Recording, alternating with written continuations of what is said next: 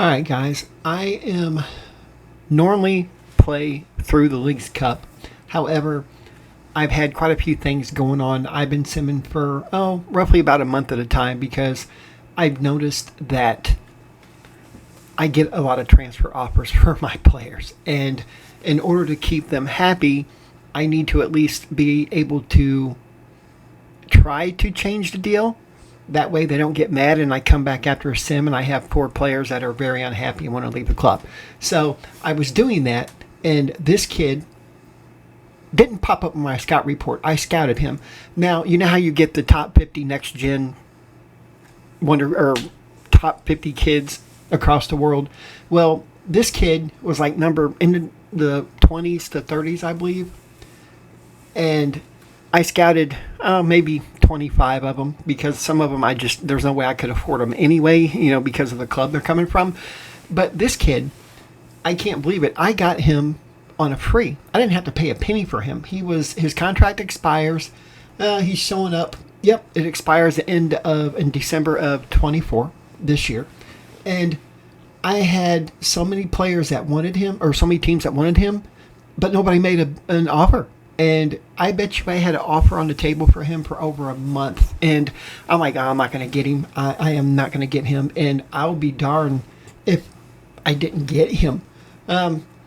He's going to be on a DP contract, a young designated player contract, which, if you look, I have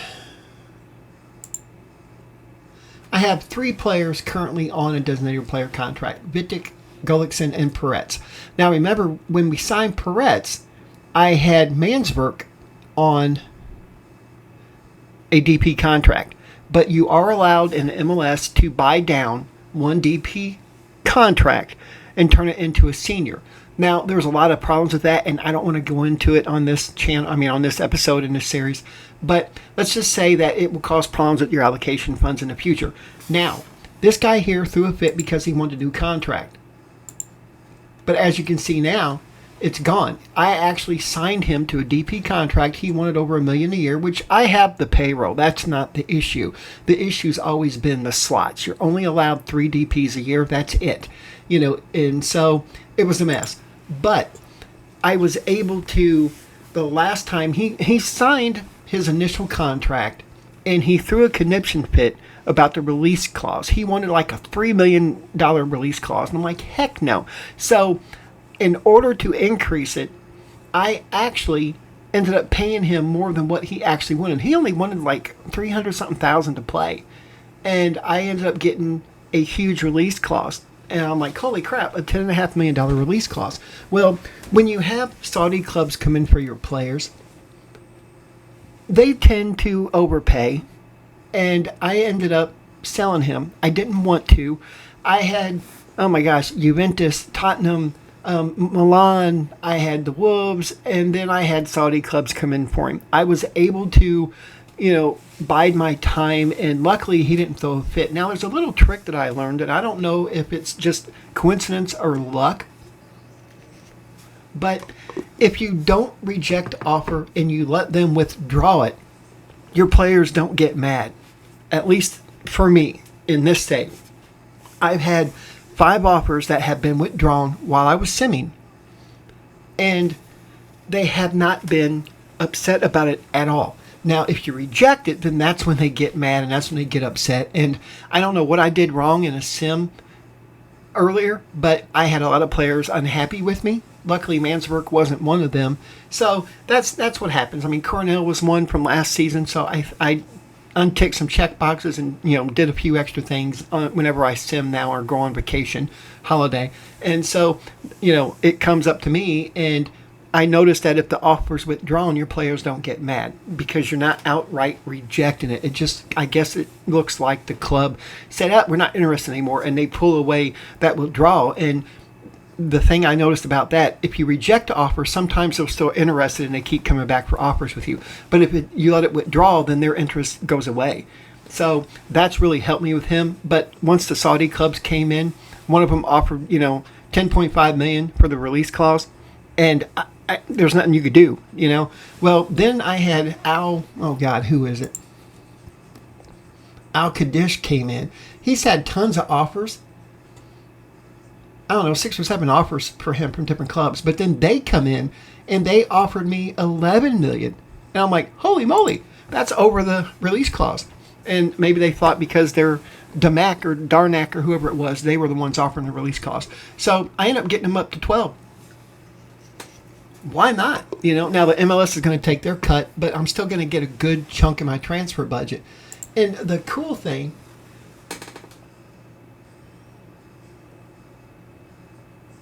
okay, it says I get 100% of the transfer funds up to $79 million.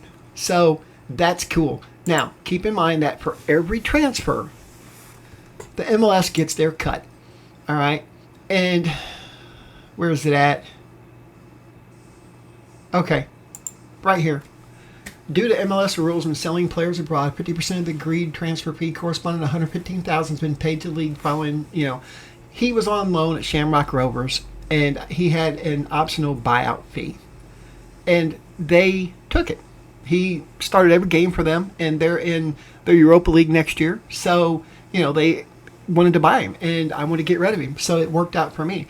Now, the only problem is, in real life, the MLS doesn't take 50%. They can, but with homegrown players, and he was homegrown, they don't take the 50%. Now, in real life, the MLS changed their rule during the 24 season that they only take 5% of transfer fees now. Only 5%. So I'm hoping in Football Manager 25, they will have 5% transfer fee. And for the MLS, because I've had up to 67%. It's just ridiculous. And it's very frustrating. But I wanted to show you that this kid, the first actual wonder kid in the media description has him as a wonder kid that I have ever signed in an MLS. Don't get me wrong, I've signed really, really talented youngsters, but never one that had the media description of wonder kid. And I'm over the moon. I'm just excited. And once again, the reason I signed him was because I had we're going to go through this real quick. All right. At one point, Klamala had interest outside of MLS. All right. He didn't. He did. Spendy, he always seems to have interest. And Kavik. So, that's what it is. But I signed that kid because Gullikson can play in Mansburg's position. And so that frees up this kid to play left winger where he wants to play anyway. So I'm ecstatic about that. Now, the only problem I'm going to have for next year is this kid. Next year, he's on a contract, and I'm over the moon. I got him too. I was just like, whoa. I can't believe I actually was able to sign him. But he is going to be a regular starter, and I got him on a free too.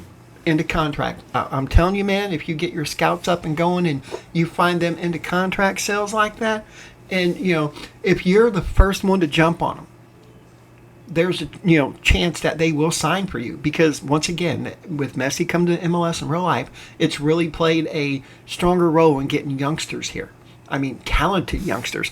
We've always gotten the South Americans and Latin American kids here. That's never been a problem. It's the Europeans. That's what I'm happy to see them coming here. But he's on a senior contract, and I'm happy with that. So, didn't even have to use the under 22. I still have an under 22, and there's another kid I am trying to sign that was on the top 50 list, but he's still too young. He's 16, so he's not wanting to leave yet. So he's on my list, but I'm just so excited. But he's going to be a starter next year. So that means that Spendy can move back to striker. So that means that Klamala, he's a good player. Don't get me wrong. He is still a really good player. But he's pretty much maxed out. He's pretty much maxed out. He's not going to get any worth much more. All right. So, because especially when it narrows it down to that within 600,000, that's pretty much, a done deal. He's not going to get any better than what he is now.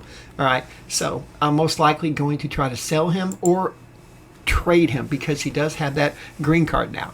So if that happens, I will move this kid and take back where he was at over here, and everything would be good. Now I have signed a lot of youngsters, and they're in my B team, and they're all over the place on loan. A lot of them are just for profit, but a couple of them are going to sneak in, and I will talk about that at the next season beginning when I get my squad ready. But I just wanted to show you that I'm very excited about that. That kid coming in, I could not believe it. And oh yeah, I signed a new contract. $1,158,000 per year. I honestly didn't even, that they just accepted it when I was simming.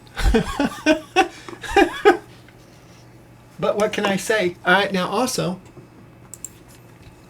you might as well look. Everybody is so happy with me. I don't know what these trades are. I truly don't. But it doesn't matter to me. And the supporters are happy. They were unhappy that, Morgan left and Lukinas left. But you know what? They get over things when you win. It's really funny. So, and then everything that I've asked for so far, they've given me. So I'm very excited. All I pretty much have asked for is, scouts allowed, coaching courses for my staff. Oh, that reminds me. I have a new assistant coach. My old coach left. He went to Germany. I can't remember what club it was, but he left. But this guy's better anyway, and he costs just a little bit less. So I was very happy to get him.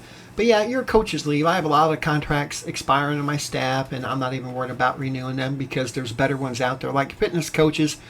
All right, let me see.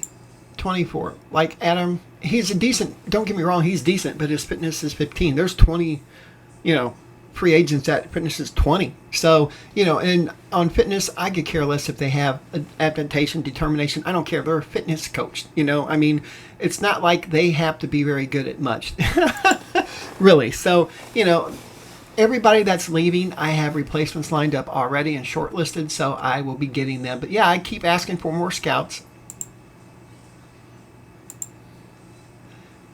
So these are my scouts, and I made a video of that I am going to post on my Patreon, which is new, so I'm excited about that. But anyway, let's look at the schedule. I've talked long enough. All right, as you can see, we're doing really, really well. The League's Cup starts after Chicago game. The League's Cup starts in here, so I'm going to just sim through all of that, and I will be back pretty much at the end of the season. So it's going to be exciting. What the heck is this Campanoni's Cup anyway? That's something I have never heard of.